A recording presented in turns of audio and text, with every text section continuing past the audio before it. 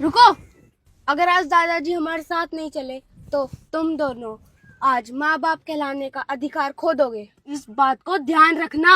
बेटा, हम तुम्हारे मम्मी पापा हैं और हम गलत नहीं है। अगर आप लोग सही होते तो आज दादाजी हमारे साथ होते। बेटा, हम भी तुम्हारी तरह दादाजी से बहुत प्यार करते हैं। अगर तुम प्यार करने वाले होते तो दादाजी को छोड़ते ही नहीं। बेटा गुस्सा मत करो, चलो आओ दादाजी को लेकर आते हैं। गलती मैंने नहीं तुम लोगों ने की है। तुम जाके लेके आओ दादाजी को। चलो आओ।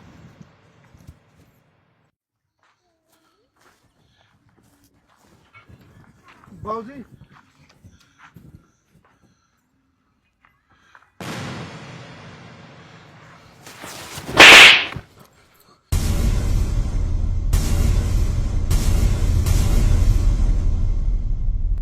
कौन बाबूजी?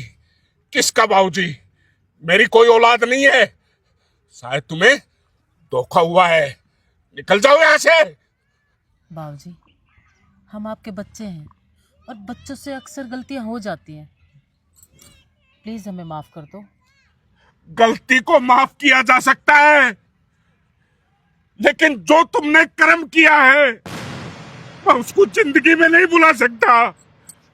तुम जा सकते हो, वरना वरना एक बाप से उसकी औलाद का कत्ल हो जाएगा। निकल जाओ ऐसे। बाबूजी, आप बेशक से हमें मार डालो पर हमें माफ कर दो। बाबूजी, हमें माफ कर दो।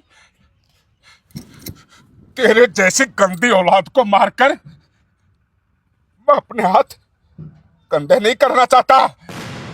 मैंने तुझे बोल दिया था ना कि तू मेरे लिए मर चुका है और मैं तेरे लिए। निकल जा यहाँ से।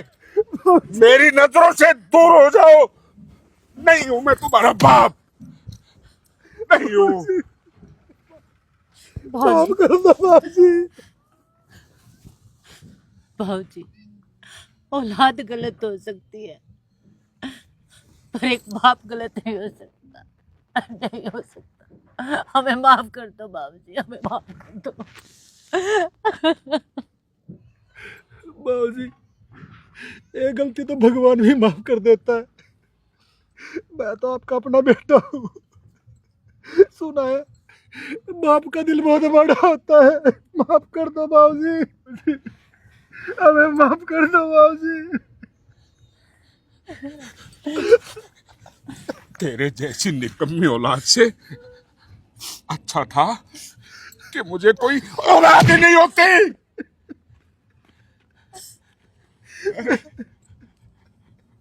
वो माँ बाप उस दिन टूट जाते हैं जिस दिन तुम्हारी जैसी निकम्मी औलाद उनके घर में पैदा होती है।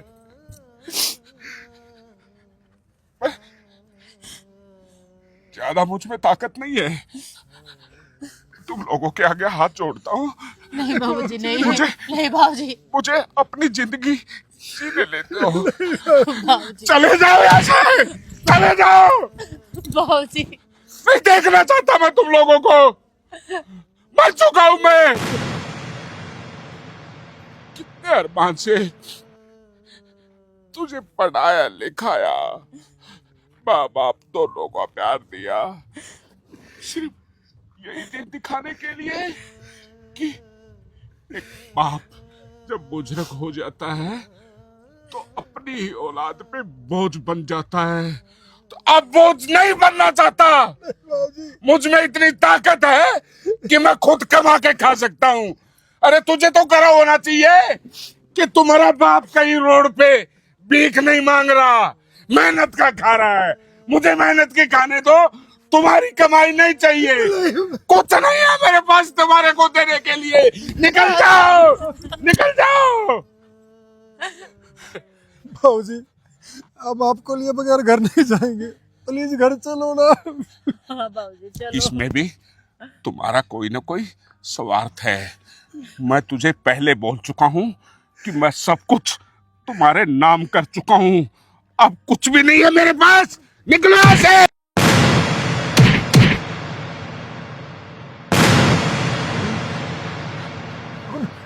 बेटा दादा दादाजी हरगुन, हरगुन, ये आप भी। तुझे चोट तो नहीं लगी?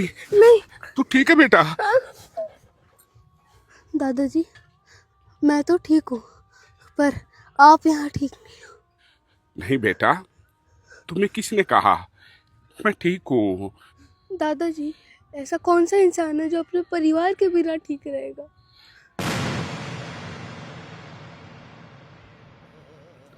ठीक कहा हरगुन तूने। तू इतना छोटा हो के इतनी बड़ी बड़ी बातें कहाँ से सीखी तूने? ठीक कहा तूने। कोई भी इंसान अपने परिवार से अलग कभी भी ठीक नहीं रह सकता। लेकिन हरगुन, मैंने परिवार के बिना जीना सीख लिया है बेटा, सीख लिया है।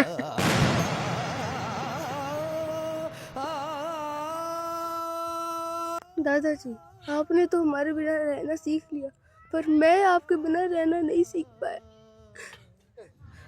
दादाजी आपको मेरी कसम आप घर चलो।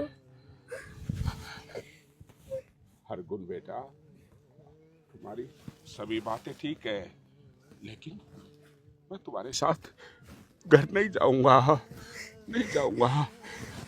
तो ठीक है दादाजी, नहीं जाऊंगा इनके साथ, आपके साथ यहाँ पे ही रहूंगा। नहीं हरगुन बेटा। अरे जोगी काका, बच्चे तो भगवान का रूप होते हैं। आप अपने पोते की बात मानकर इसके साथ चले जाइए ना। जोगी भाई, बुजुर्ग तो बच्चों के लिए भगवान के समान ही होते हैं और भगवान जो है ना, बड़े से बड़ा गुनाह भी माफ कर देते हैं। तो आपसे प्रार्थना है इन बच्चों के लिए आप घर चले जाएं। बाबूजी घर चलो।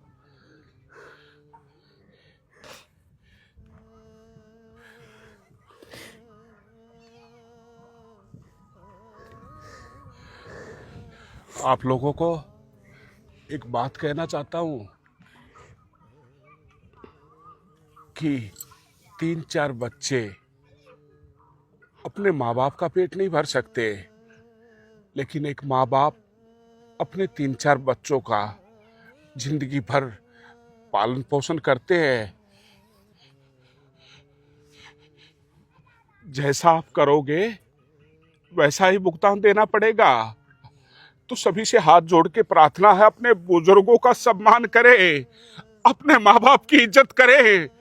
जैसी इज्जत तुम उसको दोगे वही इज्जत तुम्हारे आने वाली पीढ़ी तुमको देगी। हरे कृष्णा, हरे कृष्ण। हरे कृष्णा, हरे कृष्णा।